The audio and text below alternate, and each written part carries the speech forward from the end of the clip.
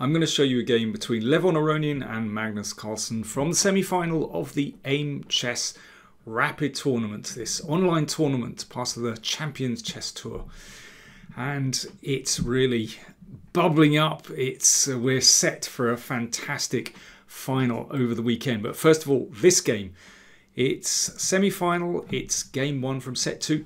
In set one, well, it was all even.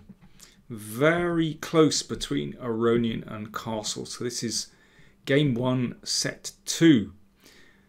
Aronian with the white pieces. It's a Spanish. I always love to see this opening. Really rich strategy. And Carlsen goes for one of the main lines. No Berlin today. And with castles, he perhaps gives an indication he might want to play a marshal. So if white plays the standard c3 with the idea d4, then black can play the marshal. That's the marshal gambit, which has been almost analysed to death, actually. Aronian, a great specialist in that. But Aronian plays one of the so-called anti-marshal systems, a4. The classic Spanish move, threatening to take here. And you're asking the question to this pawn. Do you want to push forward? Do you want to take? Do you want to play rook b8? Or do you hold things steady with bishop b7? Now, the problem with bishop b7, although you might think it looks like a pretty normal place to put the bishop, is that actually often it just hits against that pawn on e4, whereas its counterpart, the bishop on b3, actually is on a much better diagonal.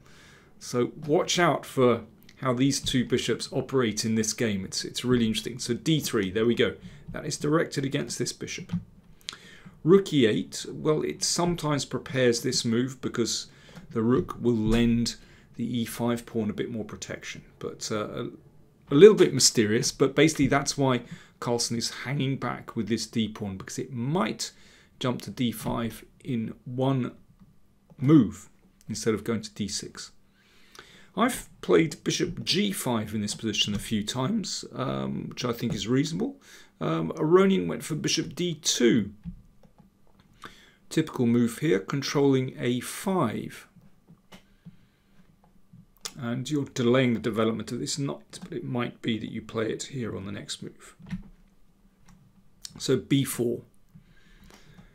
So now knight a5 is possible. And then bishop g5. I mean, I don't think it makes a huge difference whether you force b4 or not. But anyway, that's what we've got on the board. Knight a5, bishop a2. Of course, you want to preserve that important bishop. h6. And you could take on f6 straight away. And you're playing a kind of light square strategy. Basically, you know, you're saying that this bishop is just a fantastic piece. And it doesn't matter so much about the two bishops. But Aronian plays back to h4. Knight d2. And only after c5, Aronian goes for a strategy of controlling these squares. I think you could have taken on f6 before then. But anyway, it's a very reasonable strategy. And you can see that Aronian now has pretty good control over this diagonal. Nice control over these squares, and what he would love to do is just shift that knight over to d5. So how does he get it there? Well, there's a pretty clear route via d2 and f1 to e3. That's where you'd like the knight, but it takes a little bit of time to get there. Now, if Carlsen wants to play something quite solid with black, you could do this. I would say this is close to equality, but you never know. This knight might be able to use one of these squares, maybe rook e4, but I think black is solid enough here. But Carlsen keeps more tension in the position. He plays a5, so that's to stop white playing a5, which would fix that pawn on a6. Now I think c3 is a reasonable move here, just try and break open the queen side a little bit, but Aronian plays g3, which I think is very understandable. He's perhaps looking to pursue a light square strategy on the king side, maybe later on with h4, h5. And that's why Carlsen plays g6, so that after h4 he can block that pawn with h5. And playing g6 also opens up another possibility for black, because after knight d2, so this knight maneuver starts, bishop comes to g7, knight f1, and bishop h6. That's the key move. So this bishop, which was, well, not such a great piece blocked in by these pawns, actually comes to a superb diagonal here. And there's always the possibility after knight e3, if black wants to play very safely, you can just exchange that off. And I think black is pretty close to equalizing that position. You don't have to take, that's another story, as we'll see in a second. But Aronian decides, instead of knight e3, which I think is roughly level, Aronian goes for queen f3 here, attacking the pawn on f7. So he clearly thinks, well, he wants to gain a tempo first, station the queen on a nice square before playing knight e3. So now the knight comes to e3 after the rook protects the pawn. I suspect that Aronian had just assumed that bishop takes knight would happen here, and then queen takes. And, well, again, I still think it's roughly level, actually. I mean, I guess Aronian would be planning something like this. Now, you can't recapture with the g-pawn because this hangs. And after this, well, it's roughly level. I don't think white can claim any serious advantage here. But instead of kind of dampening down the position with that exchange, Carlsen employs a really interesting strategy here. He played Rook A7. Well, this is all about bringing the rook over to the king side. And not just that, as we'll see in a second. So knight d5. So the knight enters this square, and I mean, this looks superficially fantastic for white, you know, with these minor pieces on wonderful outposts. But what's interesting is that Carlsen just plays around these pieces. So actually, they can't really do much from there.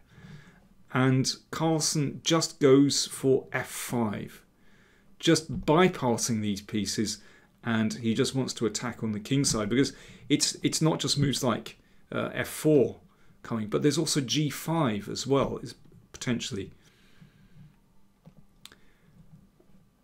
Aronian takes on f5. Yeah, if you don't take, then there's always this possibility just to break with f4, and black obviously has the initiative there. And this bishop can perhaps come to c8 and looks at these squares, and potentially the rook can come over, maybe to g7, king h8, rook g7, g5. Really lovely attack. And you can see how white's minor pieces don't really play any part in the game at all, because they have no bearing on the king side at all. Aronian exchanges on f5, but now watch what happens. So the queen is attacked. And this bishop, which was just locked in, just biting on that pawn on e4, now is a fantastic piece. In fact, you can see both black's bishops are just superstars in this position, just cutting across the center. Beautiful pieces. Bishop c6 opens this one up. Rook ae1 from Aronian. I mean, it's even possible to take this pawn off, but Carlsen doesn't bother. He just plays queen a8, and there we go. We see another reason for rook a7. It's not just about potentially allowing this rook to come to the king side, but it frees the a8 square, and wow, what a battery on the long diagonal. And now, you know, white fought so hard to bring that knight to d5, this typical Spanish maneuver, but actually the knight now in huge trouble. Here Aronian just blunders straight away with knight e3. You can hold the knight with queen e4, risky to put the knight and queen on the same line as the bishop, and black has a wonderful position here. For example, well, black is going to go for the g5 break here, g5, and the queen comes to g8, also a wonderful position. Potentially, again, looking at the knight here, but you know, wanting to try to break through with h4. It's a tremendous attack for black, actually. Yeah, there's moves like queen g8, queen h7, rook g7. I mean, it would be surprising if black didn't break through on the king side. But queen e4, definitely white's best move there. But knight e3 is a blunder straight away from Aronian. Bishop f3 hits the queen. If knight takes rook, check. You can see the queen is trapped. Look at that fantastic bishop controlling these squares. The queen has no place to go to.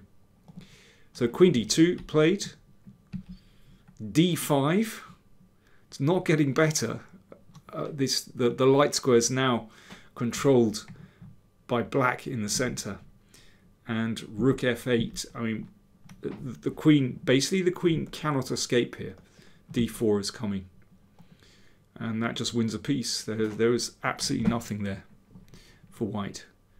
Takes. It's a pin, and it wins. So now Carlsen has an extra piece, and, well, the next few moves are pretty superfluous to the game. It didn't take him long to wrap up the game. Let me just show you the final moves. Of course, it's rapid play. Both sides a little bit short of time, but in this position, well, black's moves are certainly not very difficult. And Carlsen wrap things up. Still an extra piece, and queen f5, and here Aronian finally resigned. Really convincing victory by Carlsen, and I think this is worth careful study, this game, actually, because it seemed as though Aronian achieved everything he wanted to achieve round about here with those wonderful minor pieces. And if Carlsen had kind of engaged in the struggle for these squares and maybe he had to exchange off this bishop, then I think that could be quite nice for white. But really nice idea, just completely bypassing those minor pieces and going for the kingside attack. Very well judged from Carlsen.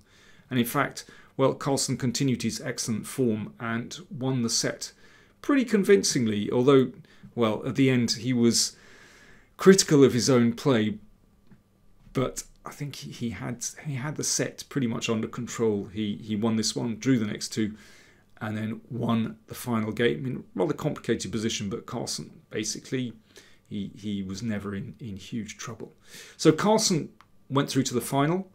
Final takes place Saturday and Sunday. Do join me for live commentary on Chess24 with Simon Williams. And we've got guests as well, which is really nice. We've got Pentala Hari Krishna, for example, will be joining us for one of the days, and others are going to be joining us too, so it's great fun.